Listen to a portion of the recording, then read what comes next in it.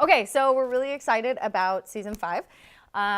This year, we start with Bae and Daphne in China, and we get to see what they experienced over there. And then the call happens, and we have to rush home and be with the family again.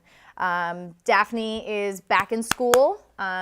It's a little bit of a hard start for her, just to get used to the college days and all of that.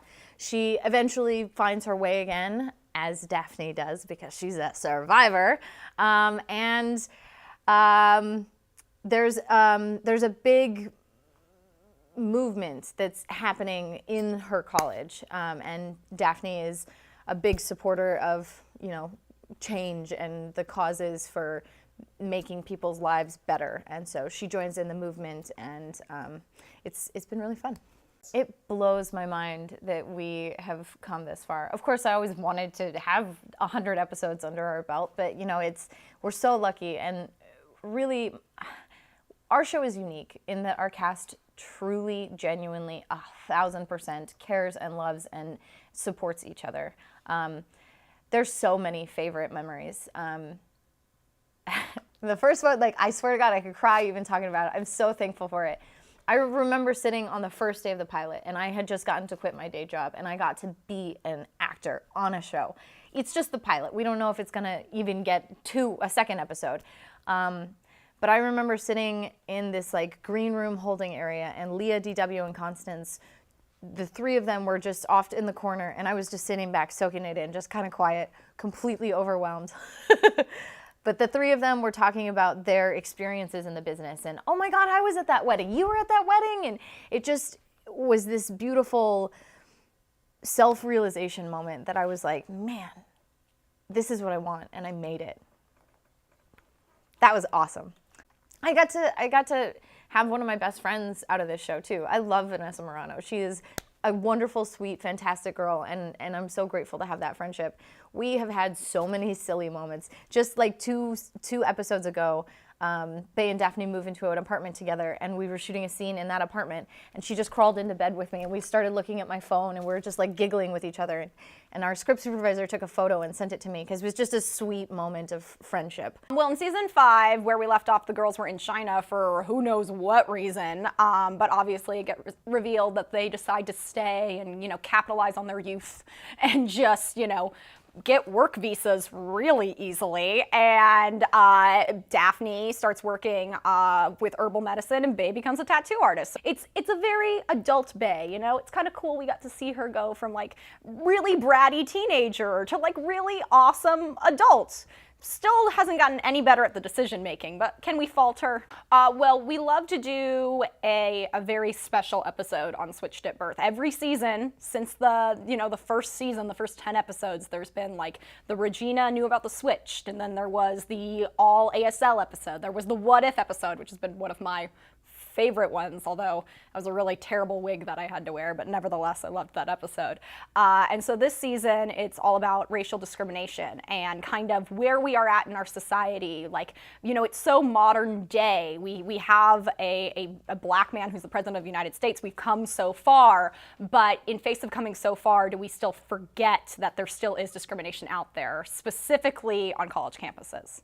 I think the hope anytime we do a big episode on the show is that it gets people talking. What's really awesome about our audience is that they stick with us every step of the way. To ask an audience to watch an entire hour of television that's completely subtitled is a lot to ask, but our audience did. To ask an audience to watch an episode where who knows if a girl was in the right or the wrong, or a guy was in the right or the wrong when it comes to a sexual encounter, and actually have a conversation that didn't turn into a screaming match over the internet is a lot to ask, and our audience did. So I think the reason this show has been on for 5 seasons is that we have an audience who is very intellectual and just ready to listen to different and cool ideas and talk about them in a respectful, interesting way. Well, my favorite My favorite episode we probably have done is like the what if episode. I mostly because I got to do a lot of scenes with Katie, and like as the seasons have progressed, like we used to do a lot of scenes together in the first season, and then all of a sudden our storylines drift off into different places. So anytime we can like get back together and like kind of do like a Laverne and Shirley thing, I'm all about it. And on that note, I also loved our Christmas episode because I like Christmas. There's a new baby. I'm a grandma. And the little baby Carlton is a joy in our life, and we're all adjusting to that. And I'm now John's boss at the athletic department at UMKC. Anyway, so it's a lot of new adjustments to make, that we are both working at a college because we had financial difficulties. So now we're working day jobs and enjoying it. I think it's bringing us closer together as a family. And it's just interesting, because in my own life, I'm adjusting to my children being adults, and so Kathryn is as well. 100 episodes, that's a real milestone, and it's really exciting. I don't know where the time went, but it's just been so much fun. It's just whisked by, and I feel really honored because I get to direct the 100th episode, and that's a really cool thing. I feel great that they gave that to me. They wanted to keep it in the family, and it's going to be really exciting. We'll have some, faces from the past appear, and the fans will be really excited to see some people they didn't expect to coming back, and it's just a great thing. I really enjoyed, actually, this episode I directed when it rained, and I got to hang out with my mom, Meredith Baxter.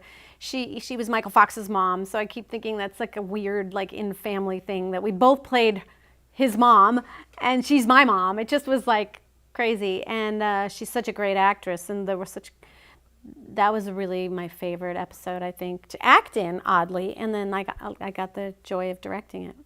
In season 5, I have become the baseball coach, and surprisingly, my boss is my wife. And so there's a little bit of a role reversal in terms of Lea sort of running the show more than me running the show. But that's all good. It makes John a little more, gives him some growth opportunities, let's say. When I found out that we were going to be focusing not exclusively but largely on racial issues on campus, I thought, how smart. I mean, it is the currency in the news cycle, except for the presidential election. And I think the more popular culture can bring this stuff out, the more dialogue can happen, and that's the only way it's ever going to heal. It's kind of shocking to me. I've lived a long time, and it's sort of shocking to me to see how entrenched, how codified, how institutionalized racism still is in this country. After having, my mom marched at Selma, and so I've been aware of civil rights stuff for 50 years, and it's great that our show's taking it on, because I think more shows should. All of my scenes where I have bonded with my daughters, I'm a father, I have a daughter, not far off of their age, and so I loved all those scenes, all the many different times. The heartfelt advice, the comforting, when a father can be the rock for his daughter. I've always loved those scenes. Second arena, when John got to lose it. I love the fact that in a show that's, sort of considered maybe a softer show, like a family show, like a warm and fuzzy show, where I got to just lose it. I got to lose it on Regina. I got to lose it on that guy, Chip Cotto, when he was harassing my daughter. I got to just go like nuclear. And as an actor, you don't get to do that. Even on a show, on a heavy duty show, when you go nuclear, they'll sometimes come to you and go, it's a little too much, you're scaring people, it's a little too scary. They let me go way out, and I loved that. I love that they let me do that.